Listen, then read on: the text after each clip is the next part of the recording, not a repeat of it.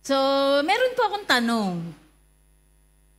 Sino po ang gusto dito or favorite na verse na tungkol sa suffering, affliction, trouble?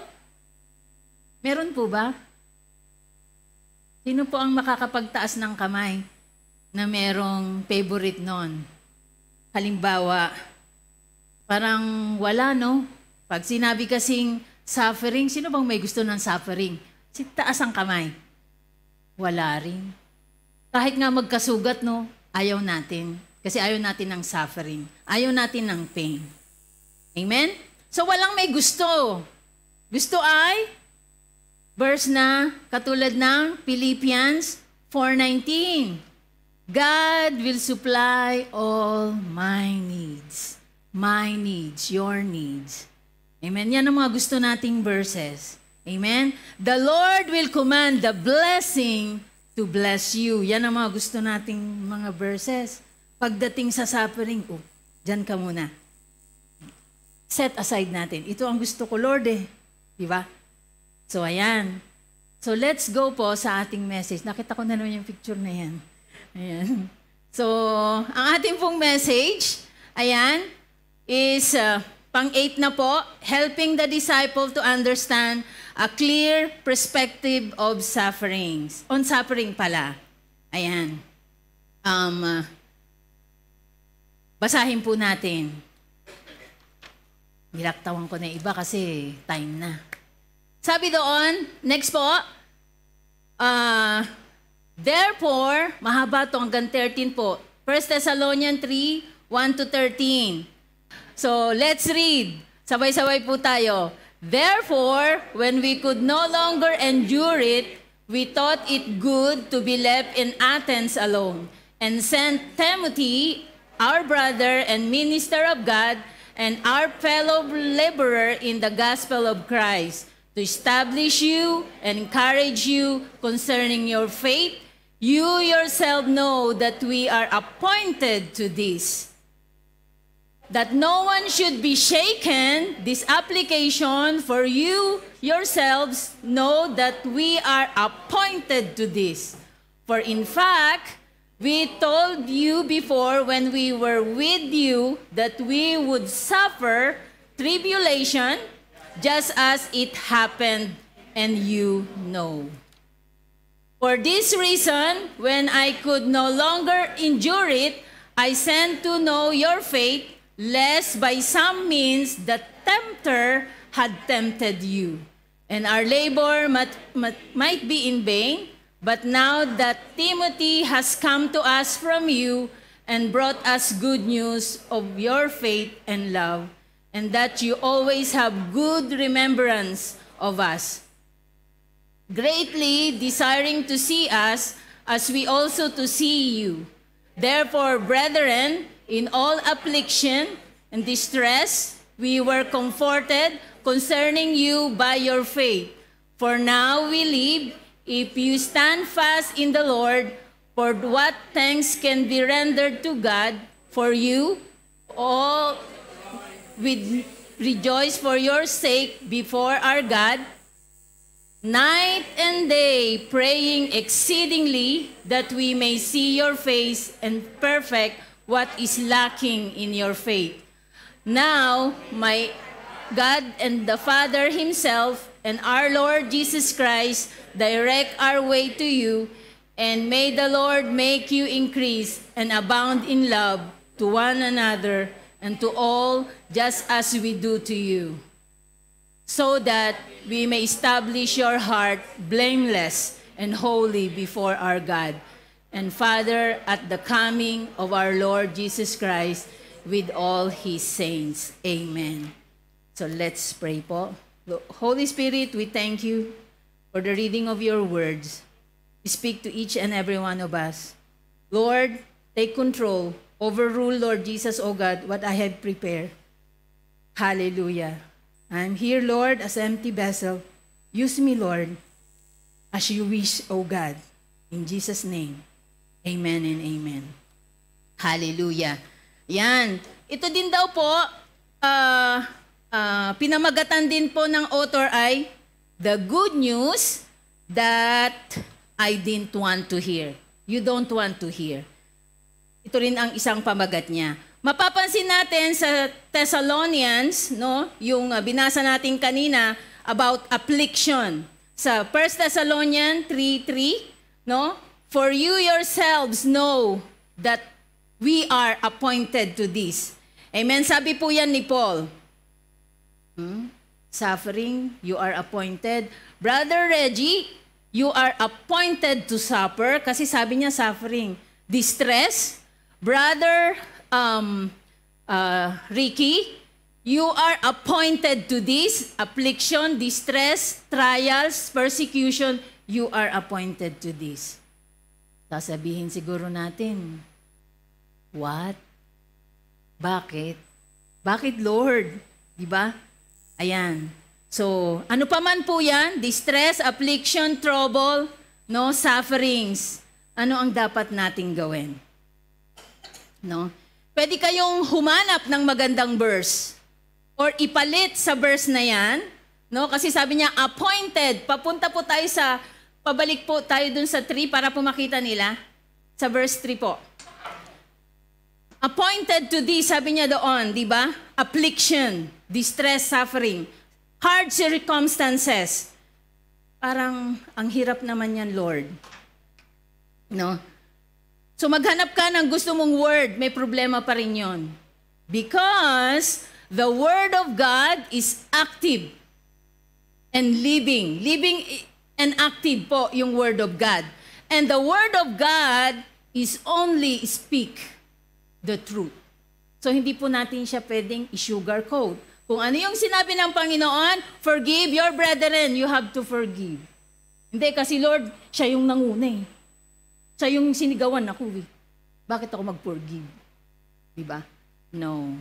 Sabi ng Panginoon, so walang sugarcoat, wala tayong, anong tawag dito? Excuse na kasi siya ang nanguna. No. Sabi niya sa word, forgive. Kailangan natin forgive. Love your enemy. Oh my God, Lord, how? Diba? Paano mo mamahalin yung enemy mo? But sabi ng Panginoon, love your enemy sa word of God. Only He speak the truth. At pag tayo sumunod, hindi tayo mapapahamak. Pag tayo tumaliwas, mapapahamak tayo. Amen? So pwede nating sabihin, diyan kay Paul, we are appointed to this affliction daw. Diba? Tribulation daw. Paano ba yan, Lord? Ang hirap naman yan. No? Pwede natin sabihin, sa panahon lang naman yan ni Paul. Diba? Sa panahon lang naman yan ni Paul, hindi sa panahon natin. Pwede nating sabihin. Pero problema pa rin yun, mga kapatid. Amen? So, ibig sabihin ba, kung panahon lang yan ni Paul, yung mga promises ng Panginoon, yung mga blessing na gusto nating marinig, sa panahon din ni Paul, may problema, di po ba? Amen? So, paano natin i-receive yung promises ni Lord at yung pagkukorek ni Lord at yung suffering na yan na kailangan nating pagdaanan kung hindi natin tatanggapin yung sinasabi ng suffering na yan at kay Paul lang, hindi po. Para din po yan sa atin. Amen? Sinabi yan ni Paul, no? Yung affliction, trouble. Ayan, tignan natin kung anong ibig sabihin niyan, no, sa Christian life. What is Paul is saying about troubles in Christian life? Number 1, ayan, he is saying, don't be surprised when it happens. Wow, sa verse 4 po, tignan natin, next, ayan.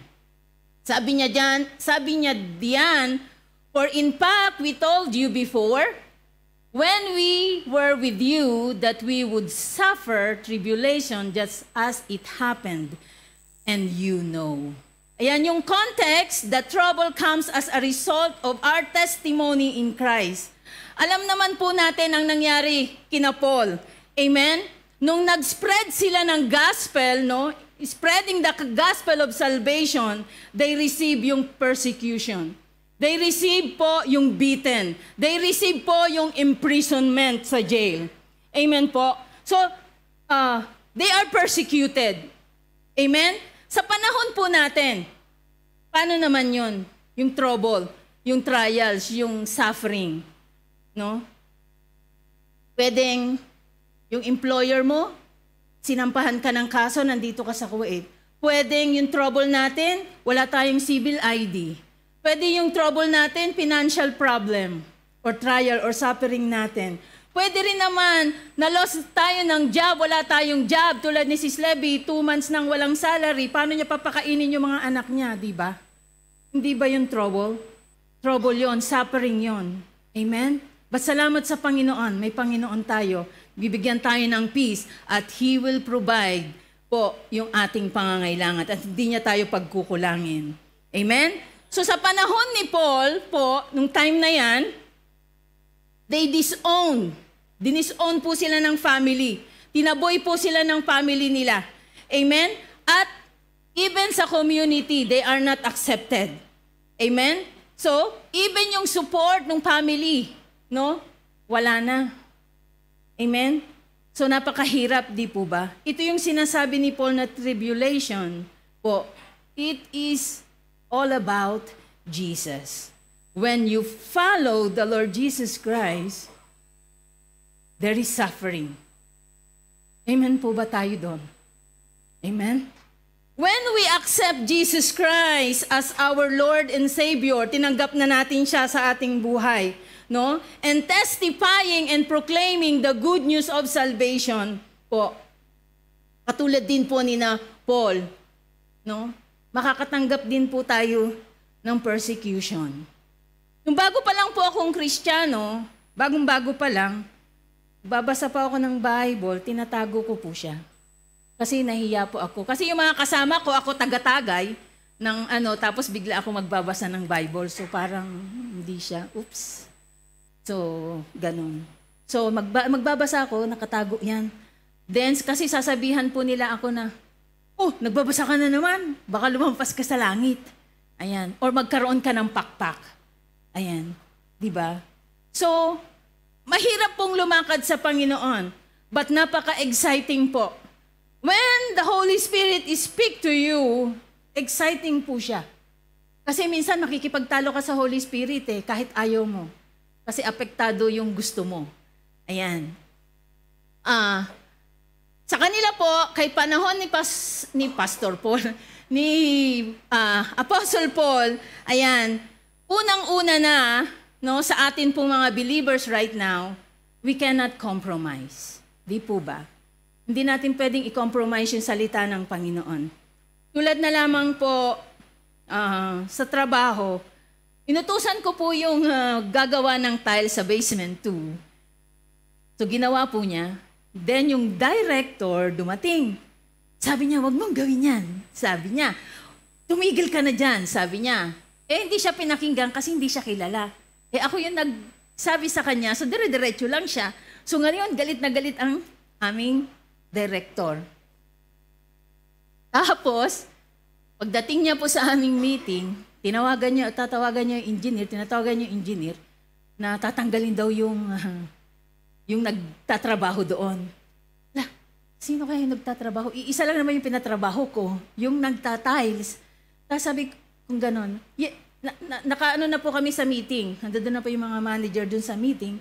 Tapos sabi niya, I want to terminate this guy. Sabi niya ganon. He don't listen to me, sabi niya. And then sabi ko, which one, ma'am? Sabi ko. Tapos sabi niya, in basement 2, he's doing the tile, sabi niya. Sabi ko, ay ma'am. Sabi ko, ma'am, ako yung nagputos. Sabi ko sa kanya, so ako po yung may kasalanan. What? Sabi niya, yes ma'am, ako yung may kasalanan. Yeah, I want to remove him from here. I call Pargal now. Then I said, sabi ko, ma'am, sabi ko, kung paparusahan mo siya, hindi siya dapat. Kasi ako yung nag-utos sa kanya, so ako dapat yung parusahan mo. Kasi ako yung may mali, kasi inutusan ko siya. So ang ibig sabihin, inaamin mo na ikaw may kasalanan? Sabi niya. Then sabi ko, ako naman po talaga ang nag-utos sa kanya. So if you punish him, you should punish me, not him. Tapos bigla silang tumigil doon sa ano. Then sabi niya, did you hear what she said? Laarni, she said. Sabi niya ganon. Tapos nagtawanan po silang lahat. Sabi ko, may mali ba dun sa sinabi ko? Sa loob-loob ko lang, may mali ba sa sinabi ko? Sabi ko, and then later on, dun ko lang yun pala. Amen. Sino ba ang aamin na mapapahamak ka, na pwede mo namang, okay, kaliwal, hindi ko naman siya masyadong kilala. Ang unang-unang tendency natin na mga tao is to save. I-protect natin yung sarili natin. Hindi natin ilalagay sa alanganin yung sarili natin. No, we have to secure first. Di ba po? You are with me. Amen? So, kung tayo ngayon nasa Panginoon na, meron problema sa ating mga kasama, sa ating pamilya, kasama sa trabaho, kaibigan, family. Kasi hindi nila tayo maiintindihan. Tama po ba? Katulad po ng sa movie ng God's Not Dead.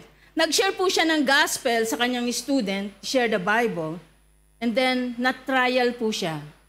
Dito po, kahit sa amin po, pag nag-share ka sa bata, bawal mong mentionin ang pangalan ng Panginoon sa eskwelahan dito. Bawal na bawal yun. Di mo sila pwedeng doktrinahan regarding doon or i-sharean ng word regarding doon.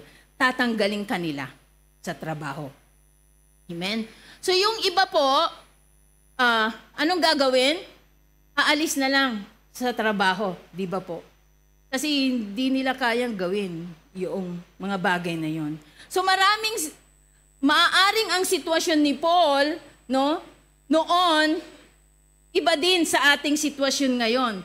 Pero iisa lang, no, ang ibig sabihin niyan, lahat tayo ay makakaranas ng suffering. Amen po ba?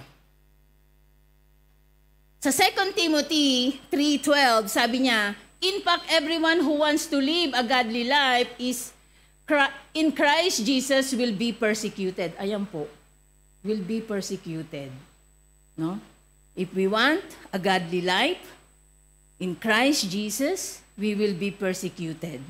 Amen? So wala pong, pag tayo po ay nireceive natin ng Panginoon, we will going through on that. Hindi po tayo po pwedeng hindi. Amen? So lahat po ng ating gagawin, no, sa Panginoon, we will be persecuted. But don't be afraid. Kasama natin siya. Sa lahat ng trial natin, sa lahat ng ating problema, sa lahat ng ating pagdadaanan, kasama natin ang Panginoon. Amen? Kasi the moment we accept Jesus Christ sa ating puso, amen, magkakaroon na tayo ng battle. Amen po. Kasi itong flesh na to, hindi mo yan pwedeng sabihin diyan na ito yung gawin mo. Mas gusto nating magtulog ng masarap. Diba? Galing ka sa trabaho, gusto mong matulog, magche-church daw ng Friday or Sunday, gusto kong matulog. Ating flesh, kasi ito tayo. Amen?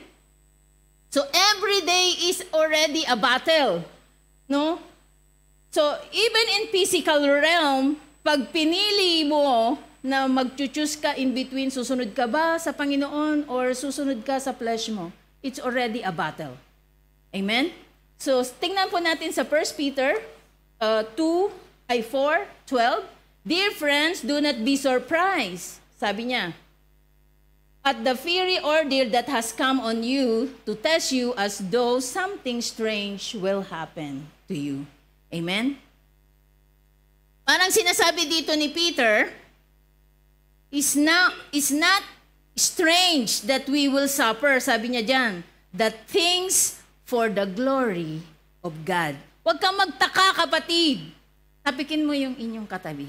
Sabi mo, huwag kang magtaka, kapatid, kung ikaw ay magsasuffer. Amen? Kasama mo ang Panginoon. It give glory sa Panginoon.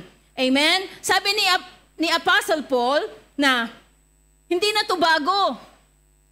No, napagdaanan niya, mapagdadaanan natin, hindi na bago. If you decided to follow Jesus, then there is always affliction, suffering, trials, and troubles. Tignan po natin sa susunod na verse niyan, ng Peter. Ayan. Sabi niya doon, kapag dumaranas ka ng ganyan, rejoice as much as you participate in the suffering of Christ. So means we have to rejoice. Hallelujah. So that you may be overjoyed when His glory reveal. Amen? So if you are insulted, listen, sometimes pag ini-insulto tayo, Lord, ini-insulto ako eh. Ayan. Ano natin yung ating rights. Ayan.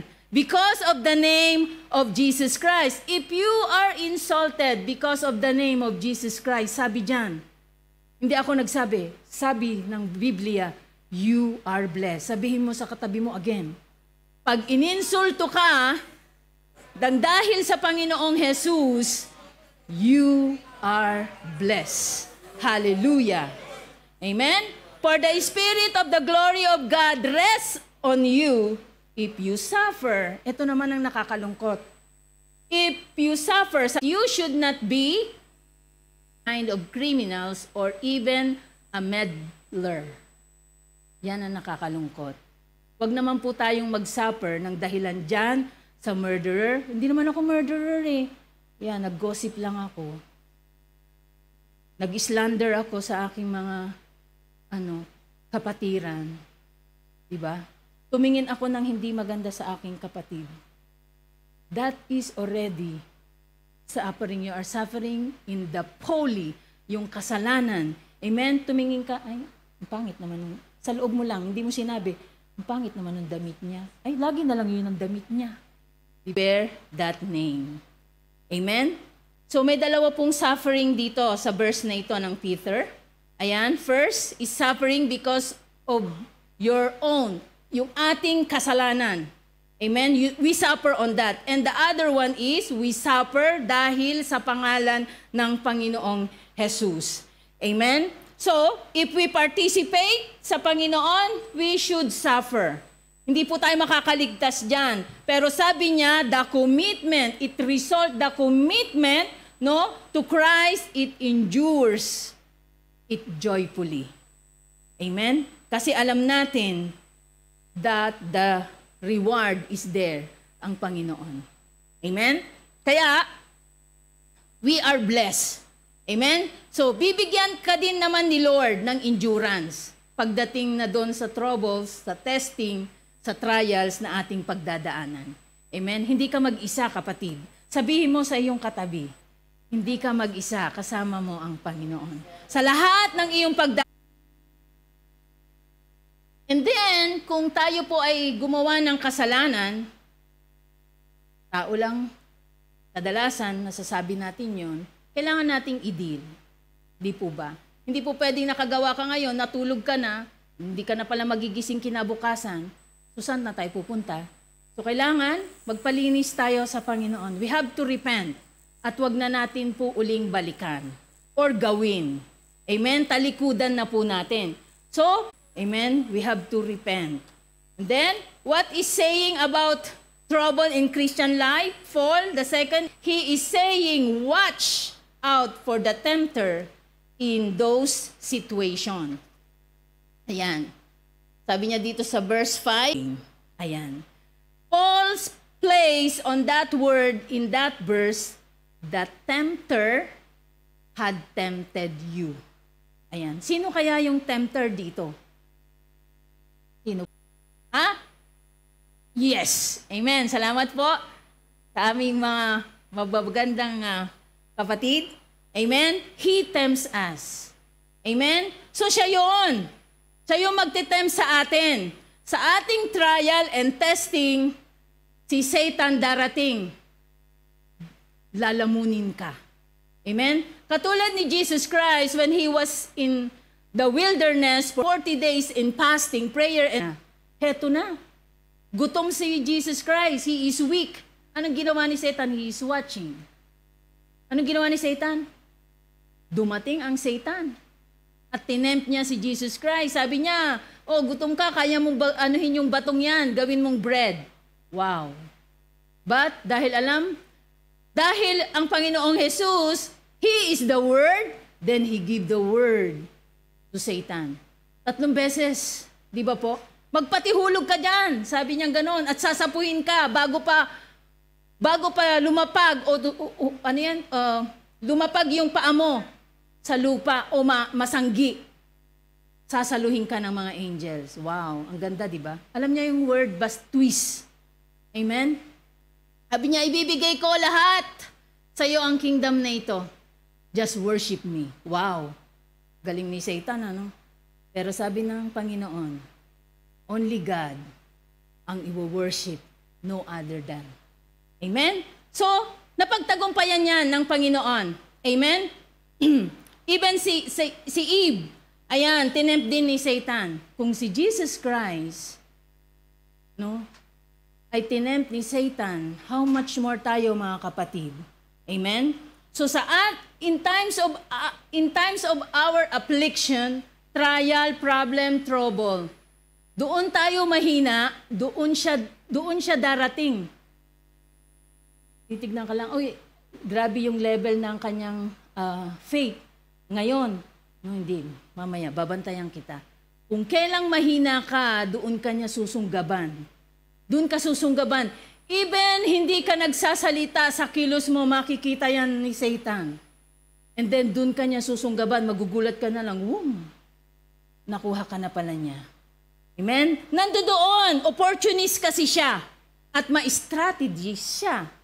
No? Meron siyang long-term plan at meron siyang short-term plan. Wow, napaka-organized ni Satan. Tayo mga anak ng Panginoon, gaano tayo ka-organized? Habang inaaral ko po to, it's speak to me. Amen? Totoo naman yung sinasabi ng mga nagsasalita dito, bago nila yan i-deliver, sila muna. Amen? Opportunist siya. Aatakihin ka niya kapag ka naalaman na niya na dyan ka mahina. Tulad na lamang po, meron kang financial problem. Ayan. Or meron kang, yung isa sa pamilya mo ay nasa hospital, magbabayad ka ng malaking halaga at wala ka namang pera. Nalapitan mo na ng lahat mong nalapitan, wala ka namang nakuha. Anong last source mo? Go to 5:6. Di ba po? Tinempt ka na ni Satan. Pero sabi ng Panginoon sa'yo, wait! At may gagamitin ako. But dahil this flesh, we go. Paglakad sa Panginoon. Amen?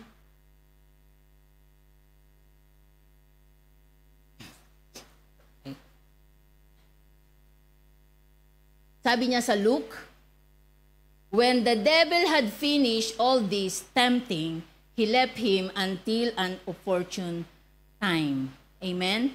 So, ito yung sinasabi ko kanina na si Jesus, no? Victoriously, napagtagumpayan niya yan. Yung tempt ni Satan sa kanya. Sa chapter 4 yan ng Luke. Amen? So, Jesus physically weak. Yung sabi ko nga po kanina, na tinempt siya. But he overcome. Pagdating po sa 1 Peter 5:8, be alert and sober mind. Your enemy, the devil, prowls around like a roaring lion looking for someone to devour. Amen? Amen? The enemy is always watching us kung kailan tayo mahina. Kasi hindi niya tayo pwedeng i-attack pag tayo ay nasa level of faith. Yung grabe yung connection natin sa Panginoon. Hindi niya tayo pwedeng atakin. Naka-watch lang siya dyan. Okay, puntahan ko muna. Wala akong mapapala kay Sister Tina. Dito muna ako sa kabila. Dito. Ay naku, wala na akong mapapala kay Sis Levi. Dito muna ako. Kay Bro Joel. Ito pwede. Diba? Aataking ka ng kaaway. Di ba? Then, pupunta siya dito, ito, sila Arnie din. Pwede. Doon ka niya susunggaban. Amen po? Hindi yan susunggab kapag ikaw ay strong. Amen? Doon ka niya susunggaban kapag ikaw ay weak. Sabi nga, para siyang leon. Di ba ang leon po? Nakagubatan, hindi naman niya, ang dami niyang kakainin, ang dami niyang prey. Hindi naman siya basta maghahabol lang dyan, no. Ang gagawin niya, He will roar. Tatakutin niya lahat ang mga animals para magtakbuhan. Then makikita niya kung sino yung weak. Doon siya ngayon magpo-focus para kunin. So, ganun din po si Satan sa atin. Hindi siya kukuha ng nasa level, yung faith, highest level. Amen? Yung mahina. Pero sabi ng 1 Peter sa susunod na verse dyan, next po, resist him. Sabihin nga po natin, resist him. Standing firm in faith, because you know that the family of believers throughout the world is undergoing the kinds of suffering. And the God of all grace who called you to his eternal life. Eternal glory in Christ after you have suffered a little while. Will himself restore you and make you strong, firm, and steadfast. Ayan. Ang objective po ng kaaway, yung pinakita kanina sa verse 8 is to devour. Sirain ka, i-destroy ka, biktimahin ka. Yan ang objective ng kaaway sa atin. Yan ang plano ng kaaway sa atin. Sabi po ni Peter, we can resist him. Amen? At in the end, you will stand victorious. Amen? So this is the promise of God after you have suffered a while. Sabi niya, you have suffered a while. He himself, no? Siya mismo ang magre-restore sa iyo at sa akin. Siya mismo ang magbibigay ng kalakasan sa iyo at sa akin. Amen? And siya rin ang magbibigay ng faith, yung stand firm faith sa iyo at sa akin. Amen? So, anumang pagsubok, anumang troubles na dumating sa atin, the Lord is there with us, establishing, perfect, strengthen yung kanyang mga anak. Amen po ba? The Lord himself will strengthen you and give you and protect you. Next, strength to resist, strength to prevail is rooted in some things. The Lord will give you the strength to resist. Di naman natin kayang mag-resist, mga kapatid. Kundi the Spirit of God within us, yun po yung magbibigay sa atin ng resistance sa kasalanan, sa kaaway, no? Para to prevail. Amen? Dito din pumapasok kung paano na-edify ang church through our testimony. Yung mga testimony kanina, sa palagay nyo ba sila yung may gawa? It's big no. Yung testimony na yon ang magbibigay, mag-edify sa bawat isa, mag-i-encourage sa bawat isa. Naranasan pala yon ni Sis Mau. Naranasan pala yon ni Sis Levy. Diba? Napagtagumpayan pala nila yon. Hallelujah, yung akin pala, sisiw lang yung akin. And then it encouraged me. It encouraged the one who can hear your platform testimony that the Lord did it to you and did it to me. Amen? So napaka-importante po ng fellowship sa kapwa believers. We are edified to the testimony that the Lord make it happen sa bawat isa. Wala ka dito kung hindi ka kinatagpo ng Panginoon. Wala ka dito kung hindi ka malakas at binigyan ng pabor ng Panginoon na makarating sa lugar na ito. Dahil yon sa Panginoon. Hallelujah. At yung something na sinasabi dito ni Paul, knowing that something, one, is the others experience suffering as well. So, ibig sabihin, hindi lang ikaw, kapatid, ang nagsasuffer. Lahat ay nagsasuffer. Tayo, magsasuffer. Mga believer, magsasuffer. But the good thing is, kasama natin ang Panginoon sa lahat ng suffering na ating pagdaranasan. Knowing that something is God is a God of all grace. Hallelujah. hindi ka iiwan ng Panginoon. Di ba si Apostle Paul, amen? Pagpipreach siya, Lord, hallelujah. Nagpipray siya deeply sa Panginoon. He cried out to the Lord. Natanggalin yung thorn of the flesh, yung infirmities niya sa kanyang katawan, sa kanyang pagkatao. But the Lord said, my grace is sufficient for you. Amen? So, ibig sabihin, ano man yung kahinaan natin sa ating katawan, kasi hindi mo naman agad yan, mababago ka. Ikaw yan eh. Kinreate ka na ganyan ng Panginoon. But the Holy Spirit is the one holding that temper, na para akong leon na mangangain dahil sa galit sa iba. Amen po? So, siya rin yung magbibigay ng strength. Perfect weakness natin, siya yung magbibigay ng strength sa atin.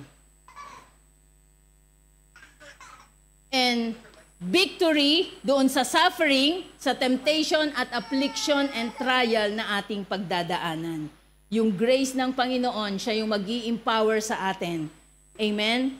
And then the third one is, He has called you to His eternal glory. Amen. If we suffer for Christ, and the reward is eternal glory. So kaliwali yung suffering, kasi kasama natin ang Panginoon. It's not easy. Hindi ko po sinabing easy. Kasi nga lang, yung pumunta sa church is not easy. Amen po? Yung magbasa ng salita ng Panginoon, it's not easy.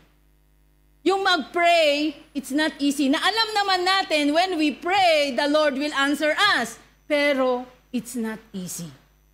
Amen? But the Holy Spirit will help us na gawin po natin yon. Amen? And then, yung 4, He is perfecting, establishing, and settling you. Wow. Hallelujah. Paano ba nagagawa yung gold? Diba, lilinisin muna siya, idadaan siya sa fire. Pagdaan niya sa fire, kung gusto mong may ganito, pinahiram lang to ni Sis Levy. Ayan. Kung magiging ganito to, idadaan sa fire para ma-mold niya. Magawa niyang singsing, magawa niyang ikaw, kwintas, di ba po? Ayan. Ganon din tayo. No? Idadaan tayo through sa mga pagsubok, sa trial, para tayo ay ma-mold ng Panginoon na maging katulad niya. Amen? So tayo din, amen, na followers ng Panginoon ay makita sana sa atin, yung pagsunod sa Kanya, mahirap sumunod sa kalooban ng Panginoon. Doon pa lang suffering na, di ba? Unang-una na, ang kalaban natin dyan yung ating flesh. Amen? Kasi, sabi nga, the tempter will tempt you, kaya we have to be careful. Because the spiritual battle ay nag-uumpisa po sa atin. Sa atin mismo. Kasi when we go through that, talaga namang kakausapin tayo ng Panginoon. Hindi tayo bibiguin ng Panginoon when we go through that process. Amen? Kaya iyong mga pinagdadaanan natin ay hindi lang affliction. Battle. No? May mga battle na tayo. Yung sumunod sa Panginoon, yung gumawa ng tama, battle na yon. At in the end, makikita natin yung work ni Lord from glory to glory, step by step, little by little, makikita natin yon. Nagpaggawa sa atin ng Panginoon. He is perfecting us, He is establishing us, He settling us. Amen? Kaya makikita yung change sa ating buhay. Amen po? Yun yung ating magiging testimony na hindi naman tayo yung gumawa. Na dati tayong katsara, alam niyo po yung katsara sa Arabic? Jibala. Jibala. Basura. Ayan. Basura tayo eh. Di ba? But, nung tayo tumanggap sa Panginoon, inihaon niya tayo dyan. Pinalitan niya tayo ng mga pangalan natin. Amen? So, siya yung gumawa, hindi tayo. Amen? Dahil para lang mag-glorify yung pangalan niya. Amen? So yun po yung goodness ng Panginoon sa bawat isa pong tatanggap sa Panginoon. Never lose of sight of where it all ends. Sabi po ng 1 Corinthians 15:9, if only for this life we have hope in Christ, only to this life we have hope in Christ, we are of all people most to be pitied. Ayan. Bakit kaya sinabi ito ng Corinthians? Si Paul din naman ang nagsulat nito po, di ba po? Di pa, sa Corinthians po, di ba? Si Apostle Paul. Ayan. So most pitied, kawawa. Ayan. Kung ang ating hope or ang ating pag-asa ay dito lang sa buhay natin, hindi tayo naka-beyond doon, yung ating goal. Amen? So kawawa po tayo. We will fall. Amen? Kasi, ang nakikita lang natin dito, mapagtagumpayan lang natin ito, then tapos na. But ang ating goal dapat, no, it's to go beyond. Kasi yung reward natin sa Panginoon ay makasama siya in the eternal life. Pero hindi po muna ngayon, ha? Ayan. So, makasama siya. Amen? Yun po yung ating goal. Amen? So, hindi lang po dito. Amen po? So, we are only a pass buyer in this. No? O sojourner. Manlalakbay lang tayo, dito lang tayo. Hindi ito yung ating permanent location, mga kapatid.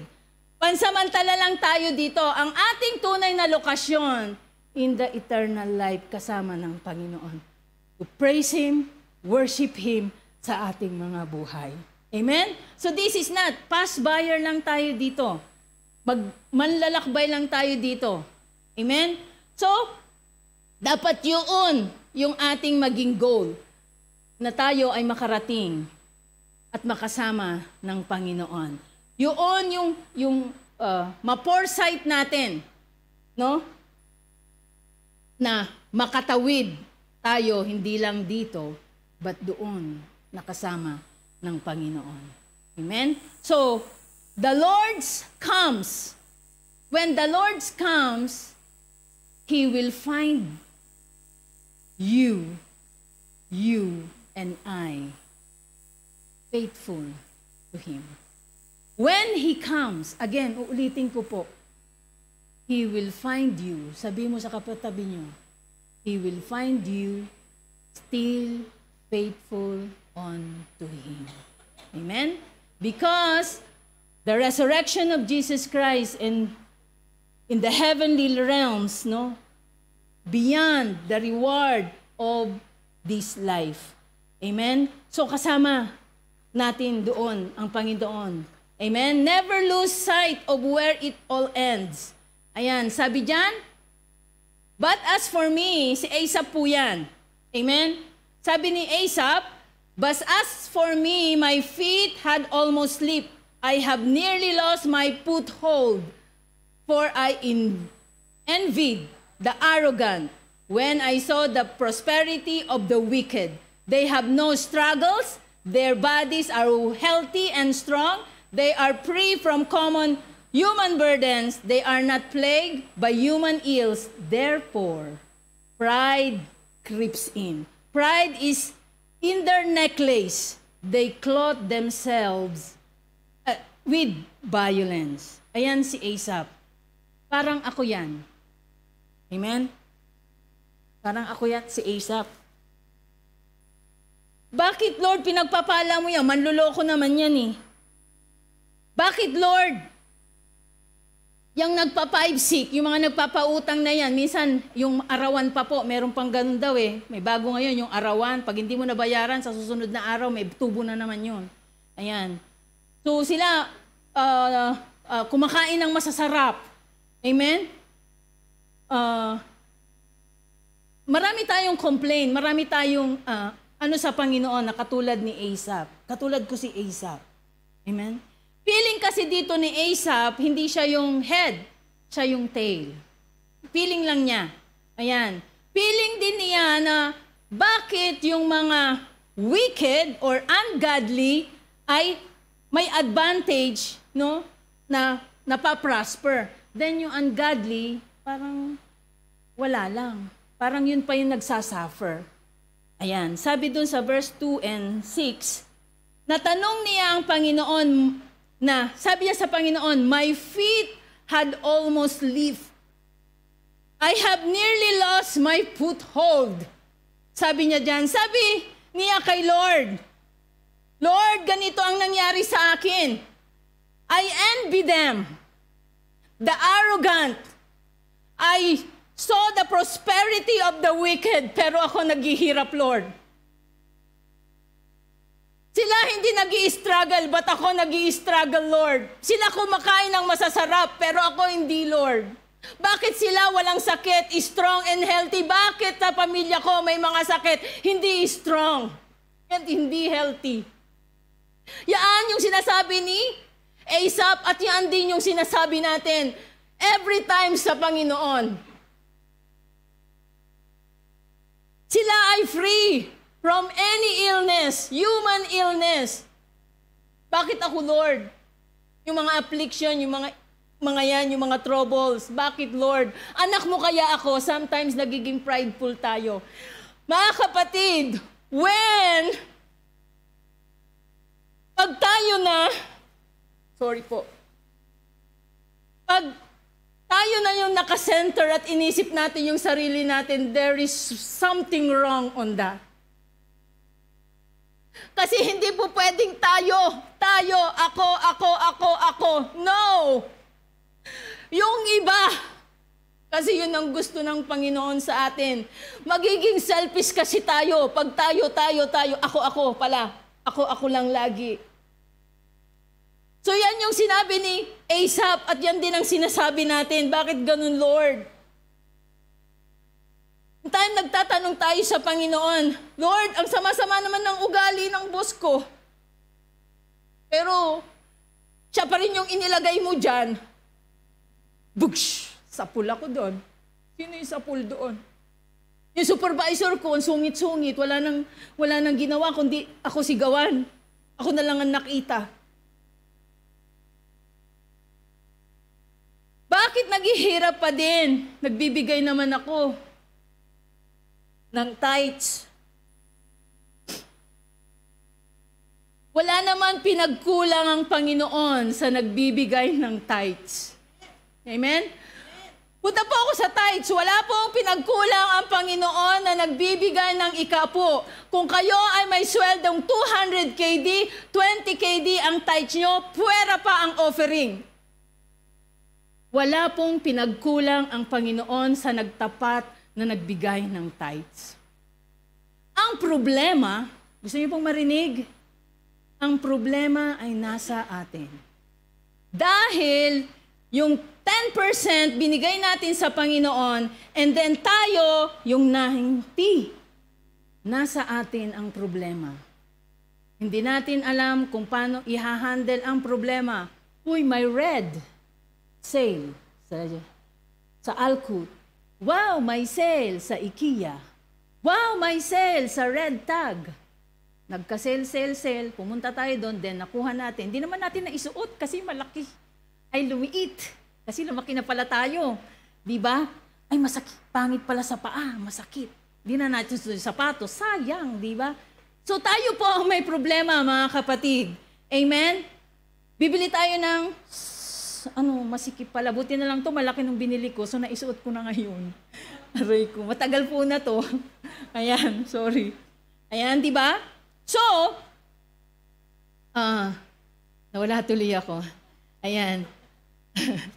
Lumaki kasi, sorry po.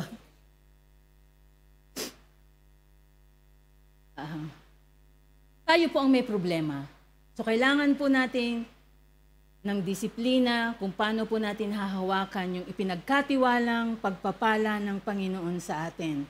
Because sometimes, or most of the times, hindi tayo kontento. Hindi ko ma-English. Hindi tayo kontento. Ayan, di ba? We are not contented. Yun po yung problema sa atin. Amen? So, lalaktawan ko na to. Hindi na siya kailangan. Ayan. Never lose its sight of where it all ends. Sabi diyan. This is what the wicked are like. Sabi ni Asaph, always free of care. They go on amassing wealth. Inano ko pa yan sa Google kung paano i-pronounce. Amassing wealth. Sabi niyan, surely in vain I have, listen, kept, di ko pala nalagyan ng color yan. Nalagyan ko pala. Kept my heart, sabi ni Asaph sa Panginoon, surely in vain I have kept my heart pure, and I have washed my hand in innocence. All day long I have been afflicted, troubles, trials, suffering, and every mornings bring punishment to me.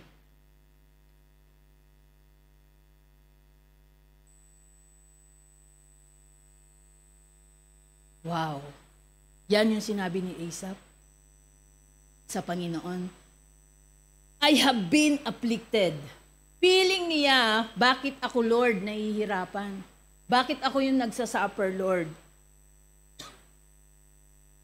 Bakit yung mga walang hiya ay hindi nahihirapan, yung mga masasama? Bakit ako ganito ang sitwasyon, Lord? Bakit siya? Sorry.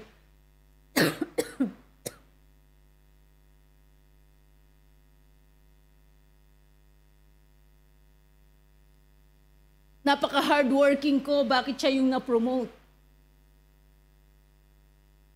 Bakit siya yung may incentive, Lord? Bakit ako wala?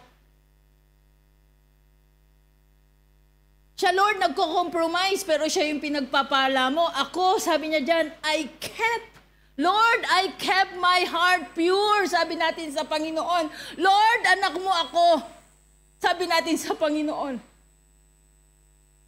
Bakit ako nahihirapan? Bakit ako nagsasuffer? Bakit ako nakakaranas ng trials? Hindi naman ako nag-compromise sa iyong mga salita. Sumunod naman ako sa iyo, Lord. Sabi natin sa Panginoon. Pero, diyan si Asaph pagdating po sa susunod dyan na verse, na-realize niya yung sagot sa katanungan niya. Inireveal ng Panginoon sa kanya yung sagot sa kanyang mga tanong.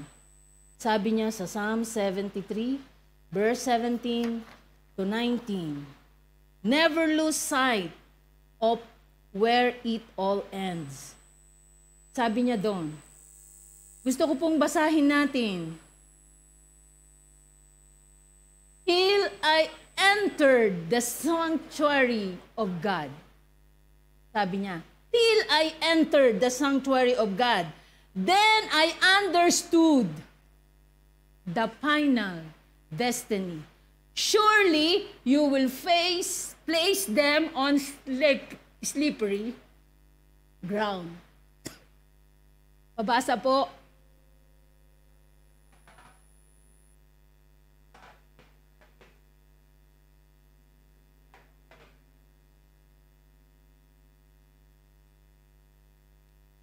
Hallelujah. Sabi niya dan, when I entered, till I entered, o ano pa man, in the sanctuary of God. Nang ako ay pumunta or nabusbasan ng presensya ng Panginoon, then that time, my eyes, the Lord opened my eyes to see. The Lord revealed some things to see. Amen? So doon sa presensya ng Panginoon, when we go to the presence of God, then the Lord will reveal something to us. Amen? So, nakakonect siya sa Panginoon. Amen? There is connection. That's why he saw what will happen.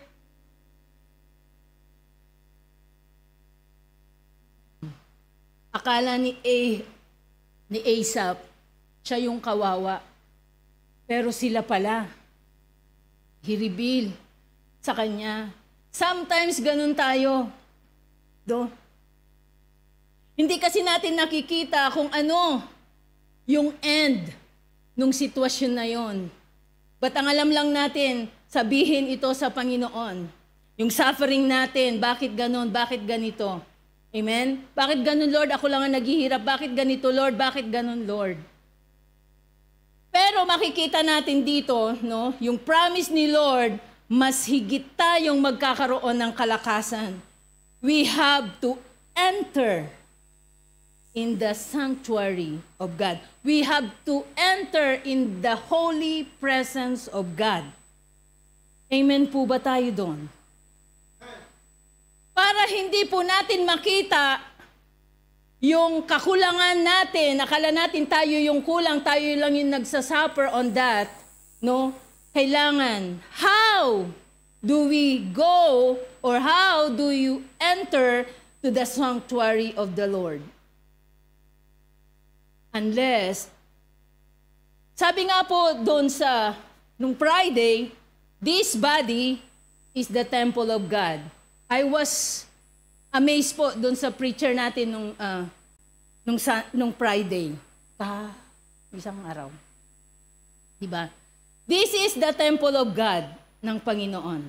Amen? So, anywhere I go, wala na doon yung temple. Tama po. Nandito na ako. So, pag pumunta ako dito,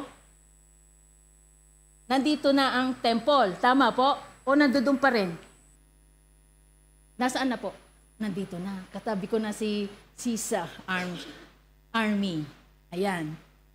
Diba? So, babalik ako dito. Nasaan na yung temple? Nandito na. Diba?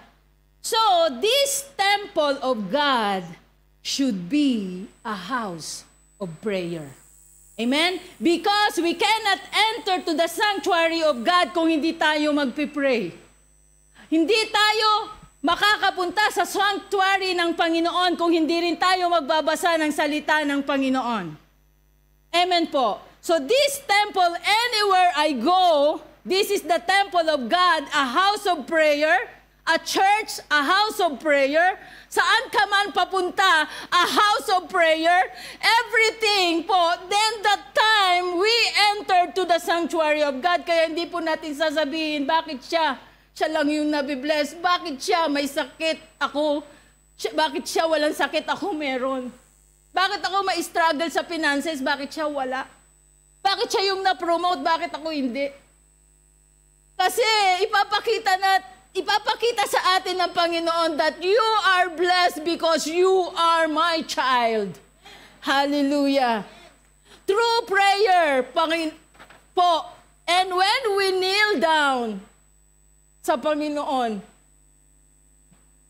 and we battle in prayer, then the time the Lord will reveal yung answer niya sa mga tanong po natin. Hallelujah.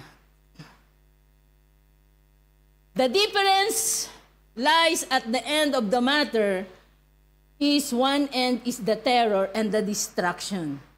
And the other end is the glory and the everlasting. So saan po ba gusto nating mag-end?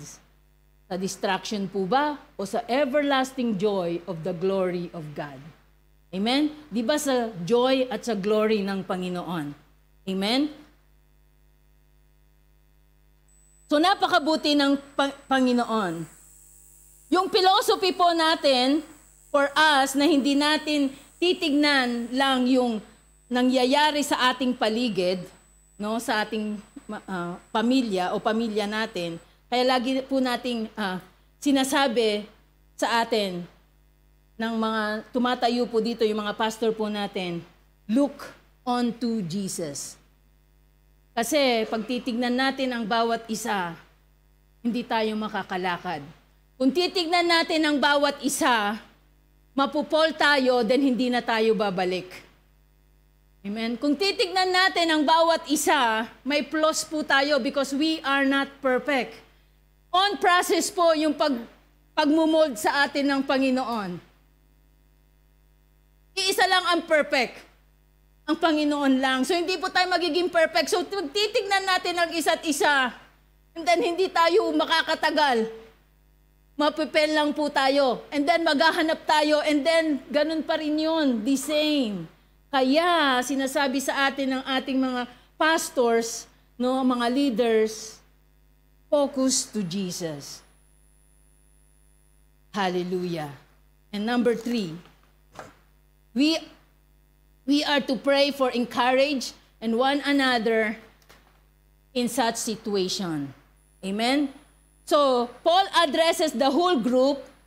He has no thought of them enduring these things without the support of one another. Hindi po natin kaya i-endure kung mag-isa lang po tayo. Amen? Kailangan po natin ng body-body.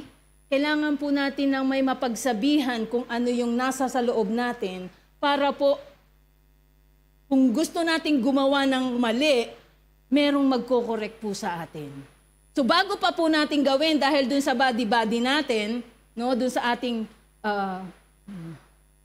or spiritual mom or ano pang gusto nyong itawag doon or disciple ninyo, yung mga nagdi-disciple, wag po kayong mahiya na sabihin yung kahinaan ninyo sa dinidisciple nyo. Kasi sila yung magpipray. Even Paul asked, pray for me. Even Jesus asked, pray for me. Stay there and pray for me. Diba? Sa Gethsemane. Then, who we are, kung tayo nagdi-disciple, then hindi alam ng ating dinidisciple na meron ka palang struggle. Hindi po tayo Superman or superhero. Amen? So, kaya niya isinend si Timothy para i-encourage po ang mga Thessalonians. Amen? To i-establish sila dahil alam ni Paul na hindi kakayanin na mag-stand mag-isa. We need someone to pray for us, no? We need someone. We need each other's back. Hindi po pwedeng lone ranger. Ayan, kailangan po natin ng isa't isa to pray for each other. Amen? Bakit kasi, no? Ang tendency po kapag mag-isa po tayo, madali po tayong manghina. Amen? O pag mag-isa ka na lang, meron kang problema, then papatugtog ka pa ng mga, ano mo yun, masasakit na songs, heartbreak ka, so lalo ka na nanghina, di ba? So kailangan natin ng makakasama para palakasin po tayo. Amen? Our commitment to the Lord is our commitment to others. Hindi po pwede may commitment tayo sa Panginoon, then wala tayong commitment sa bawat isa. Yung commitment na word, it's napakamalaking, big word po siya. At mahirap po siyang gawin. Amen? But with the help of the Holy Spirit, tayo po ay tutulungan niya. Amen? Sorry.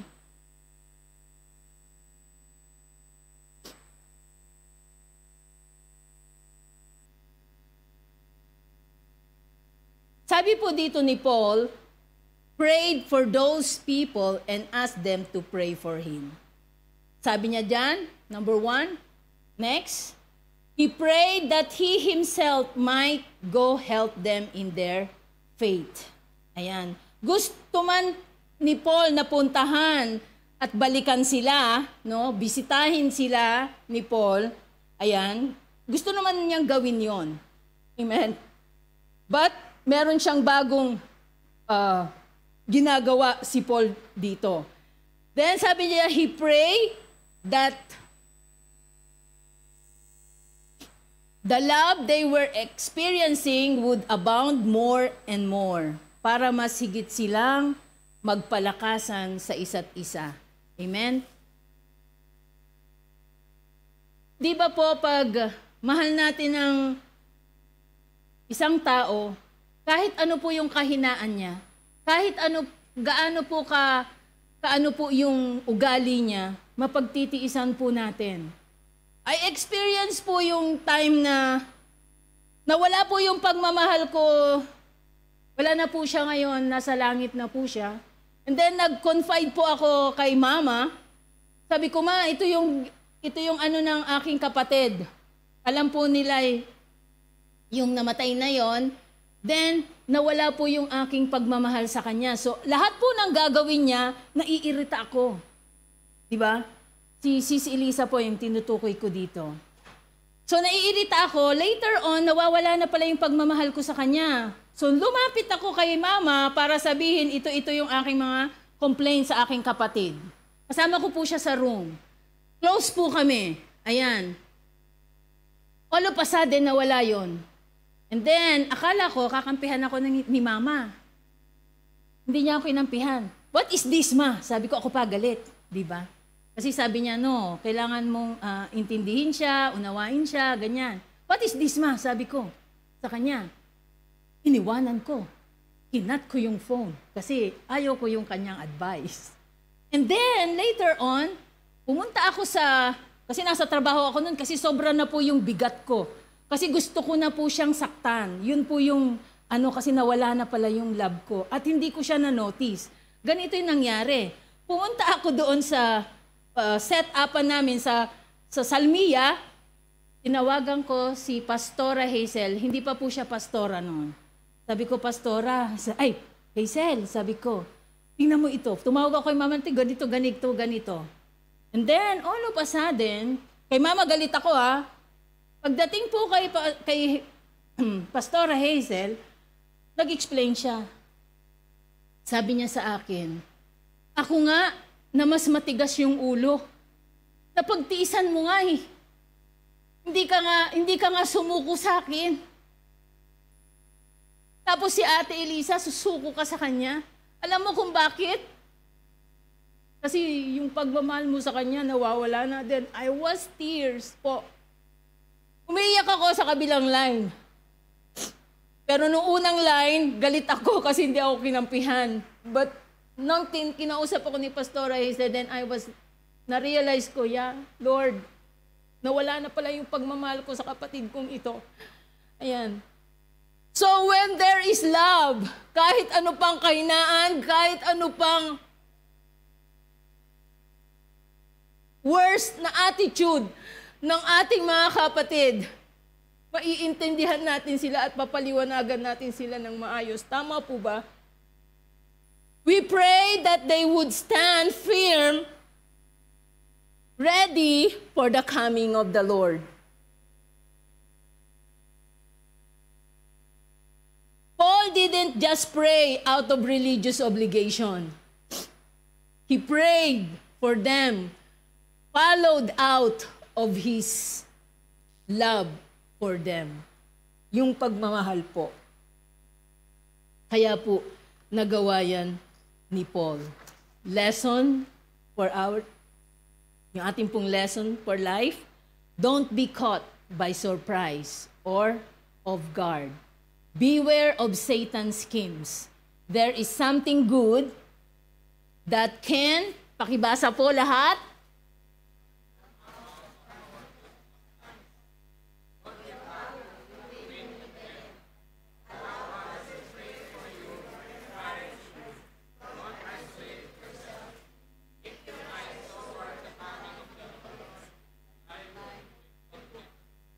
Amen. God bless us all po.